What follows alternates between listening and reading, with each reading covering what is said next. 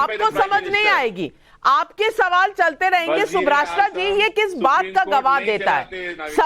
सवाल ये है कि जो लोग कहते हैं कोई एक्शन हुआ नहीं, कोई इस पर संज्ञान लिया नहीं गया, वो शायद क्या सुप्रीम कोर्ट में जो केस चल रहा है उसके डिटेल नहीं जानना चाहते। और दूसरी बात, आप दोनों को क्रिटिसाइज कर रहे हैं, यानी कि आपकी राजनीति तो पूरी चमक रही है, लेकिन भारत के मामले में क्या कार्तिक रेड्डी असली जो प्लॉट है उस पर कुछ भी कहने से बच रहे हैं?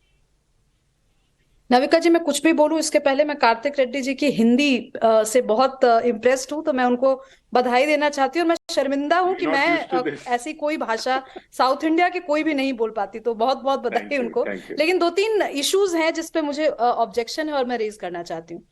मुझे लगता है कि हम दोबारा से उपनिवेशवाद की तरफ बढ़ रहे हैं, कॉलोनाइजेशन की तरफ बढ़ रहे हैं। और इस बार जो कॉलोनाइजेशन होगा नविका जी, जिसकी शुरुआत हो चुकी है, उसमें कोई नाव पर बैठ करके नहीं आने वाला। उसमें ये जो गंदे तरीके से फंडिंग की जा रही है चीजों को, ओपन सोसाइटी जैसे जो ऑर्गेनाइजेशन है या प्लेटफॉर्म्स हैं, उस तरीके की फंडिंग की जा रही है। इसी तरह से ये औपनिवेशिक शक्तियां काम करेंगी।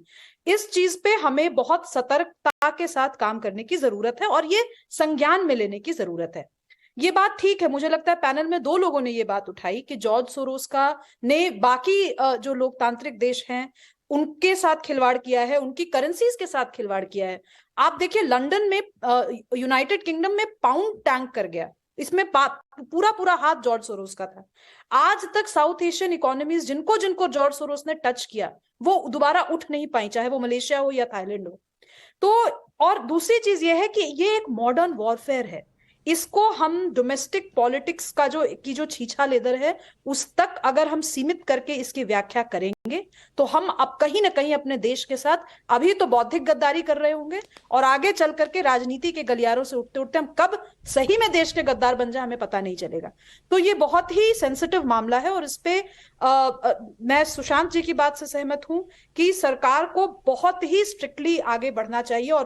और ये सवाल भी हम जयवीर शेरगिल से पूछेंगे कि अब तक इस पर कोई एक्शन क्यों नहीं हुआ, कोर्ट में ये केसेस फॉलो क्यों नहीं होते, प्रोसिक्यूशन समय पर क्यों नहीं होती। लेकिन विवेक साइलस जी, ये मॉडर्न वॉरफेयर है।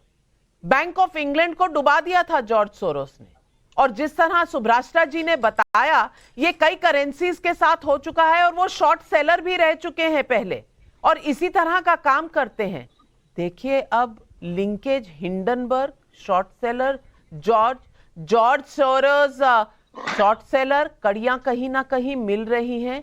अगर कंधा है अडानी का तो निशाना किस पर है ये भी समझना पड़ेगा। और मैं ये भी पूछना चाहती हूं कि जिस दौर में इस देश कोविड से लड़ रहा था तो बात वैक्सीनेशन की नहीं हो रही थी, और आपकी पार्टी भी जिम्मेदार है इसके लिए।